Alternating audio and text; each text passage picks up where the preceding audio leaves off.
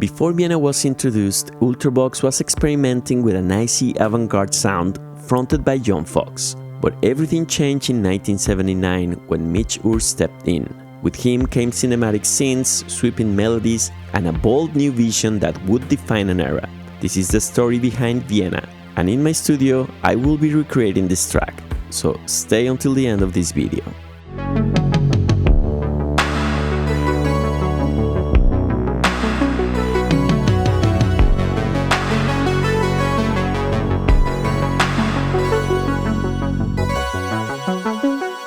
Ultravox emerged from 1970s London art punk scene, with John Foxx at the front. By late 1979, Foxx and guitarist Roland Simon left, and Midge Ure stepped in. He was already shaping the synthpop landscape as a founding member of Visage, releasing songs like Fade to Grey. He brought a melodic sensibility to Ultravox's music and the vision to fuse electronic textures with emotional storytelling. He later go on and co-organized Live Aid alongside Bob Geldof, but Vienna was one of his earliest triumphs.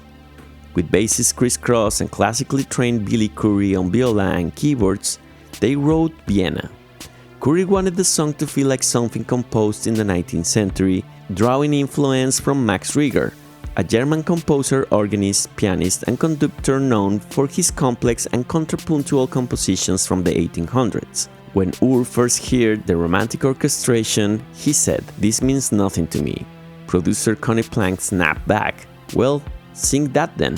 That improvised line would become the track's emotional centerpiece. Lyrically, Vienna paints a portrait of a holiday romance clouded in gloom, but Ure later admitted he made up its inspiration, falsely crediting the Third Man film, a 1949 film noir directed by Carol Reed, and Vienna's sessionist art movement, formed in 1897 by a group of Austrian painters, graphic artists, sculptors, and architects. The real story, just a dark love affair in a beautiful city. Musically, the song was influenced by Walker Brothers' 1978 track, The Electrician. Link in the description. Vienna's video clip was directed by Russell Mulcahy, and it was heavily inspired by The Third Man, costing around £6,000. Much of the video clip was shot in London, in Covent Garden, a rented embassy-like home, and an old theatre turned into bingo hall.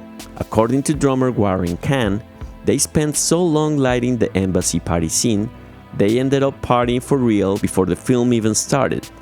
They did make it to Vienna, just the band and a cameraman, where they shot the gravestone featuring the single cover. It belongs to Karl Schweighofer, a 19th century piano maker buried in Central Friedhof Cemetery.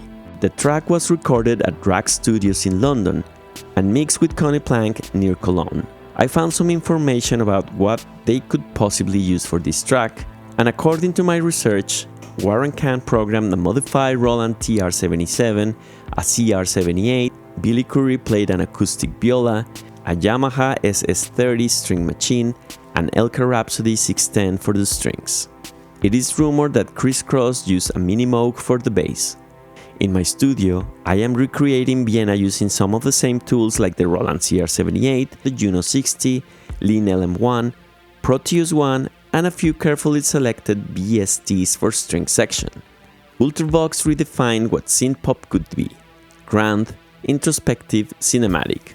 Okay, so today I'm gonna be recreating this amazing track by Ultravox, the band that actually performed at Live Aid back in 1985, on a summer of 1985, and I remember that was the first time actually that I listened to that track, and I was with my brothers in a very tiny room. We used to sleep in the same room, my two brothers and I, and we had a small Philips yellow television. I remember that clearly.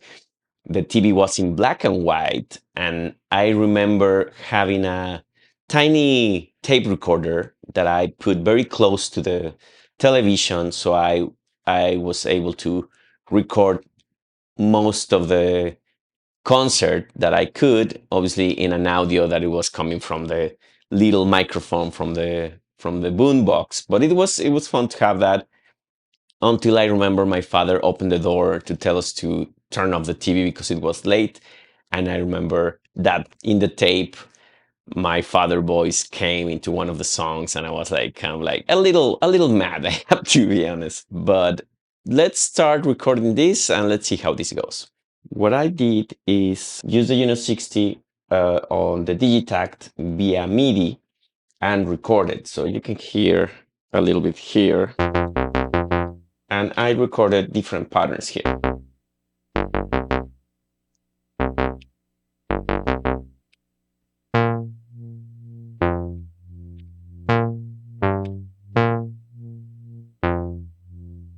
Let me show you now a little bit of the Juno 60. Okay, and now we have the bass that is using the patch number 17, and I just tweak a little bit the envelope, the frequency and resolution of the VCF.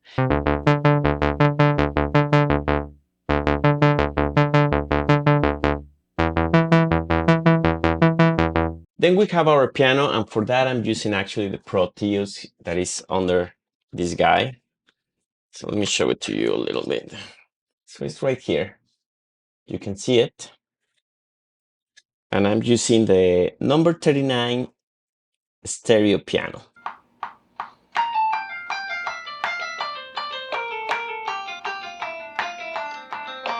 We can use the MIDI to adjust our piano.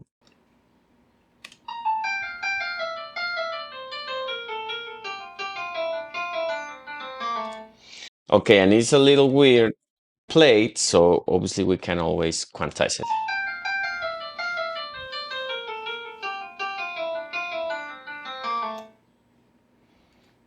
Okay, so now we have our piano. Okay, and then we have Linn LM-1, the clave. I just turn it all the way down, so it sounds... That's gonna be our little explosion. And I'm gonna add some effects to it, so it will be something like this.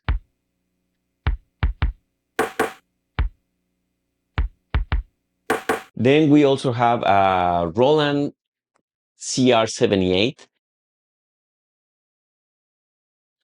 So this is the one. Okay, then we have the first part of the track.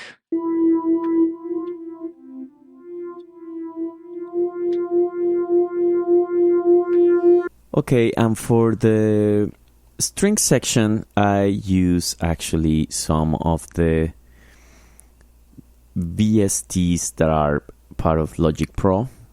So you can see the strings. I have the small section, and I modify a little bit the cutoff and the volume, a little bit of the release, and you are going to be able to hear it here.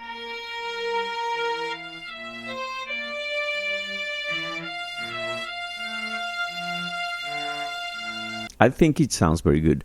Obviously, we're going to do some post-production to make it sound even nicer, but we have our VSTs here